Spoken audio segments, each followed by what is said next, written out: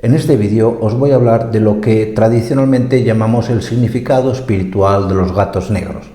Sabéis, igual que yo, que el gato negro no es todavía muy querido por muchas personas, y en este vídeo os voy a explicar qué falsas leyendas se le atribuyen al gato negro desde un punto de vista más racional, con el objetivo, y al final del vídeo os recalcaré, de que adoptéis de la misma manera a un gato negro que a un gato blanco, porque son exactamente iguales, ¿de acuerdo? Pues no me enrollo más y en el vídeo os lo cuento.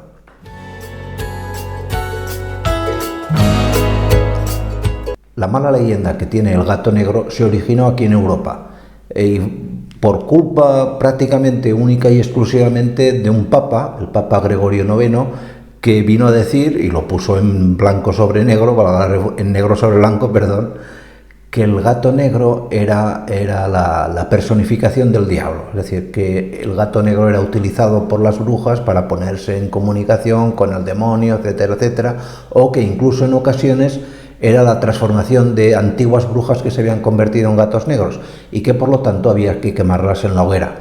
De hecho, en buena parte de Europa, en especial en Francia, se daban muchas incineraciones, es decir, llevar a la hoguera a cientos de gatos. Una de las más importantes se dio en París en plena Edad Media, en el año 1300 y pico, donde se llegaron a quemar 900 gatos negros a la vez.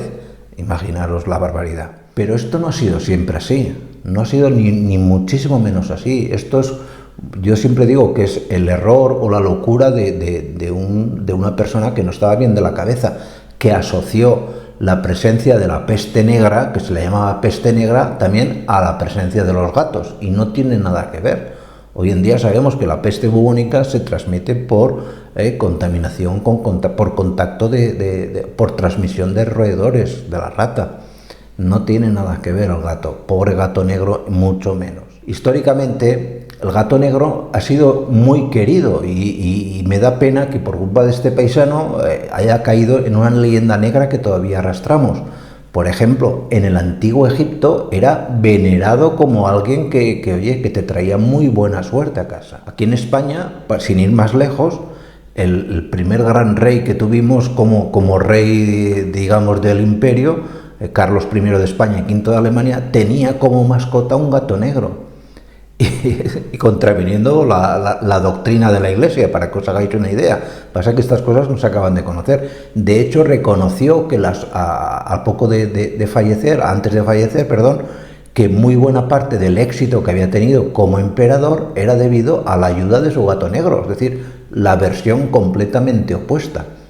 Pero esto no es únicamente lo que dijo este rey. Hoy en día, incluso en Alemania, y fijaros lo que son las cosas, el que un gato negro venga hacia ti o que cruce la calle delante tuyo de izquierda a derecha, no me digáis por qué tiene que ser de izquierda a derecha, te trae muy buena suerte. En Irlanda o en Escocia, el que un gato negro llegue a casa es síntoma de que algo muy bueno va a pasar en esa casa. Los americanos celebran el 17 de agosto el Día de la Apreciación Nacional del Gato Negro.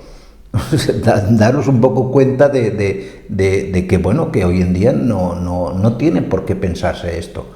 Y esto, he querido hacer este vídeo porque sabéis que en el canal colaboramos con muchas entidades de acogida de animales y siempre me comentan lo mismo, de que es tremendamente difícil que alguien se lleve a un gato negro. Quitaros por favor eso de la cabeza, porque es completamente falso, no tiene absolutamente nada que ver el que un gato sea negro para que tengáis ni peor ni mejor suerte. Ya os digo yo, y si os sale mal y tenéis mala suerte por culpa de un gato negro, me la echéis a mí, personalmente, sin problemas.